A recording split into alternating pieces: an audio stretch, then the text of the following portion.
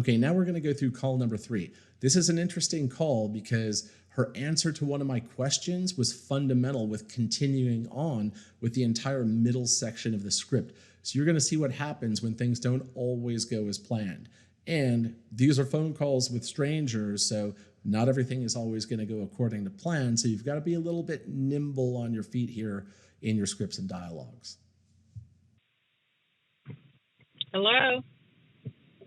Yes, ma'am. My name's Tim Brooks with Keller Williams Realty. I was calling about your property on Kingfisher Drive. I saw that property was on the market. Let me ask you, is that property still available, or did you get that sold? No, it is still available, but it's a mobile home. Yeah, I saw that. And we're actually selling it, on our own right now. Okay. And I know you've probably been getting a ton of calls, right. So I'll be super brief. I just had a couple quick questions about the house. Would that be all right with you? I just asked you a few quick questions about the property. Sure. Okay. Sure. Are you cooperating with brokers if we have a buyer for the house? Yeah, my husband, he's hesitant, but I think maybe, yeah. At this point, I'm not really interested because it's a manufactured home and it's not really a property type that I like to work with if it's not on a permanent foundation. But I don't want to prejudge the call. It's always my intention to complete the script with every prospect and then throw out the lead or the appointment later if I determine it doesn't work for me. Never, ever, ever, ever determine that during the call, or you'll end up sabotaging most of your calls for one reason or another.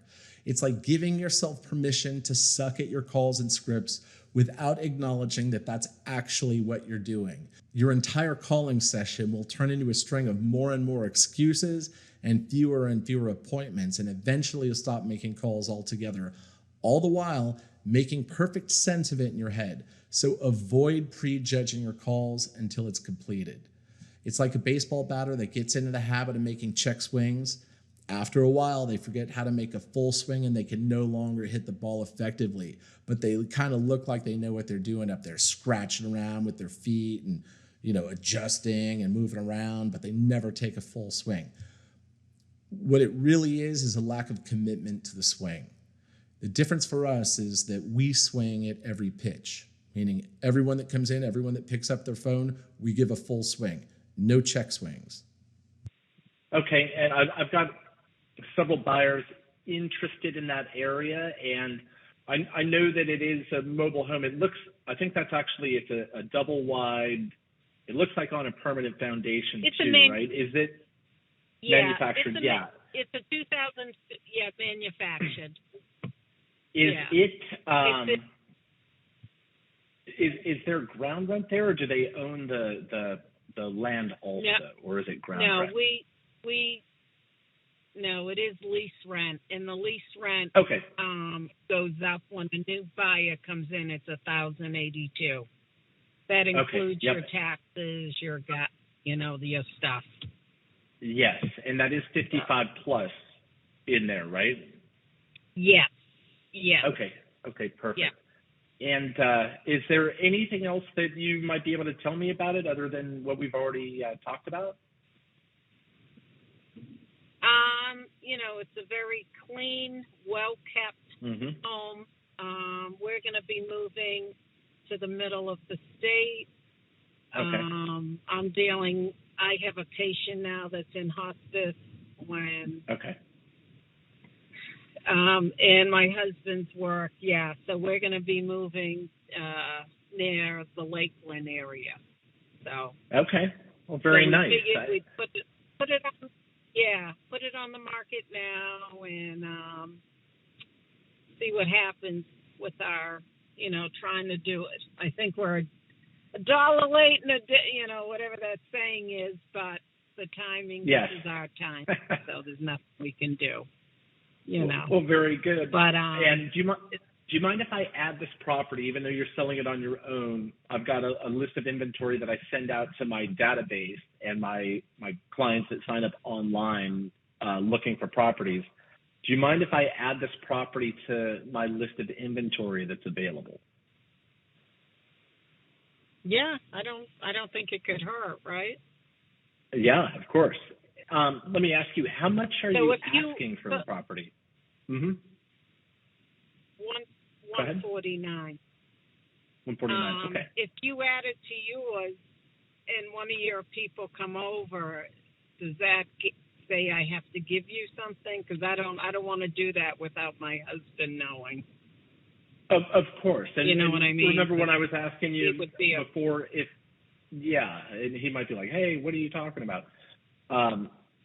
When I was saying, hey, are you cooperating with brokers? What did you say? I think 2.5% or something like that? Yeah, I said. Yeah, that's all. Yeah, and that's I'm not sure if my husband wants to, and I'm in the car, so I'm not home yet. We have decent rapport, but the second she mentions she's in the car, I know that the timer is ticking. The minute she gets to her destination, this call is over, so I need to be quick and efficient. But you know what? I'm going to say no for now. I have your number. Okay. I could, text or call you back. No problem. So she said no to cooperating with brokers. So section 3, 4, 5, and 6 of the script don't make any sense at this point. So notice there how I immediately jumped to section 7. How long will you try to sell it on your own to make an attempt to close for an appointment? I know this because I understand the script and know why I'm saying what I'm saying, just like you learned in Module 2. Let me ask you, how long do you think you will try to sell it on your own before working with an agent or considering working with an agent? I'm just curious. We were going to try it at least for another couple of weeks. Another couple of weeks? Okay, very good. In fact, most of my listing clients, and that's pretty standard too. Most of my listing clients who try to sell on their own usually wait about 1 to 3 weeks before they list with me anyway. And about 12 to 25% of them do actually manage to sell it on their own. So let me ask you, if you were to list the house, do you have an agent in mind that you would list it with? There's a local agent that we've spoken to, but we've done nothing yet. Okay. So we do have someone in Deerfield that she's communicated with us a couple of weeks ago. So we might be going that route, but nothing has been done yet. Now I'm going right into the closing sequence. Based on her answer to the last question, I know they've thought about and discussed listing the property with agents. So I'm going to attempt to close for an appointment on the spot. No need for follow-ups because she's already thinking about an agent.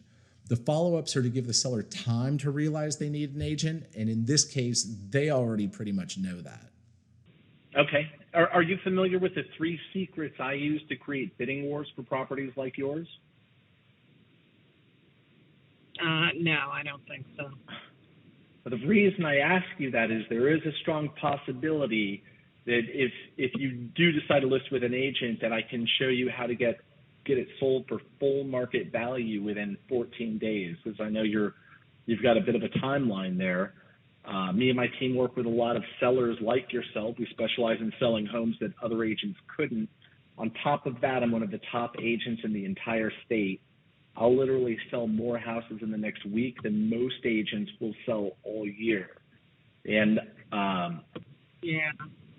and I'm saying that just to say, because it is a manufacturer and everything else, you might be thinking, are we going to have access to enough buyers, or are we going to get the most amount of money? And it is possible because there is a niche market for that, as long as we can tap into that. Yeah. If I could make time available tomorrow or later this week, just in case it doesn't sell, to maybe speak with you and your husband, we can even do it online over Zoom for your convenience.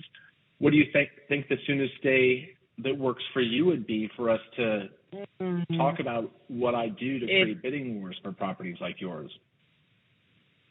I'm going to say Probably because now I'm kind of working with my patient 6-7 days. This is a close. Notice how I shut up and waited for her to respond. Don't step on your own close by talking after the close. Because I'm. That's why I like doing it at your convenience over Zoom. It's just so much easier for you. Yeah. Well, let me ask you, what's generally better for you, morning, afternoon, or evening?